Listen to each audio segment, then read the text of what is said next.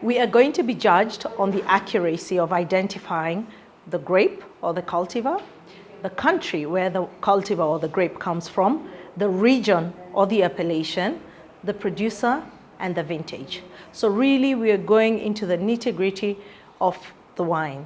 This is very difficult because you can have a grape from anywhere in the world. South Africa alone has 2,300 producers and over 20 different varietals. So discerning that from what Argentina, Moldova, Georgia, France, Italy, Spain, America, and all the wine producing countries have is a feat in itself. So the judging process is very interesting. We're going to taste 12 wines blind, and each wine is allocated 10 minutes only. So the first flight is 60 minutes because it is 6 wines, and then we take a short break of about half an hour to relax and get our senses back together, and then we come back and taste another 6 wines blind. Blind tasting means that the wine is poured blind. You're not going to see the wine, there are no clues. In fact, the wine is going to be decanted. So it's going to be poured, and when it's poured, you're going to guess what's in the glass. And you start by looking at the clues, the color, rim variation, the intensity of the color, and then the aromas. And then you will taste on the palate and think about what grape tastes like this. And then you also have to think about the technical bits, like what has been done to the wine to make it taste like this? What has the producer done that is different from your regular winemaking? Has he used oak? Has he used malolactic fermentation? So what techniques are behind the taste in the glass? Then you also have to think about the quality of the wine, and that identifies producers for you.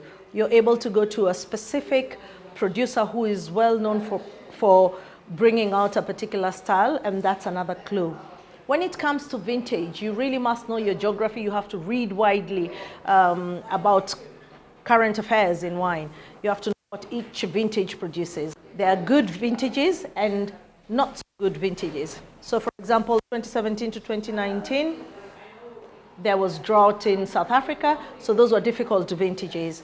Currently, there's forest fires in parts of Europe, so that's going to be a different kind of vintage.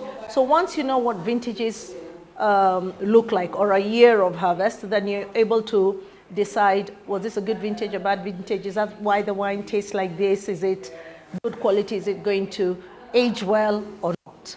During the wine education, you're set up for at least a good percentage of the regions. You cover most regions by the time you have done WSET level 3, and you have tasted at least 300 different wines.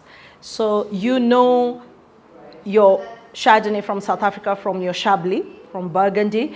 The basics are there, but more than the basics, you have that taste memory from different practice sessions. Grapes that grow in warmer regions tend to have more ripeness, more expression on the palate, and grapes that grow on the northern hemisphere, which is a cooler region, tend to be a bit more delicate, perhaps even shy, and less expressive. And they will also have different markers. For example, Chardonnay from Chablis will be a bit more racy, have higher acidity, and have your lime, lemon, apple, green apple, whereas your Chardonnay from South Africa, a warmer region, or even from Argentina, will have more floral notes, a bit more ripeness, and maybe slightly less acidity than you would expect from a Chablis. There is a technique to nosing, and you need to nose first before agitating the wine or before swirling the wine. Stick your nose in. First impressions count. So whatever you pick up, think about it and build on it. And then now swirl the wine to open it up. When you open it up, it expresses itself a lot easier. And you stick your nose in the glass again, and you're able to pick up even more aromas on the nose. A couple of weeks ago, we had a winemaker and a sommelier here. His name is Joseph Tafana.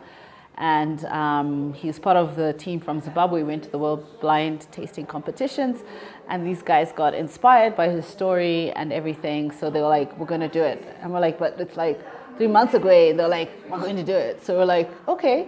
how can we help? And this is why we're here today, because we're here to help and we're here to support these ladies as they embark on this journey. You can't go to a tasting competition without learning how to evaluate wine, how to taste. So when they do go to this competition, they're going to be tested on wines from all over the world. They're expected to know the type of the grape, perhaps where it comes from, the vintage or the little village and all of that. So what we're doing is trying to help them increase their knowledge to be able to at least do well in the competition.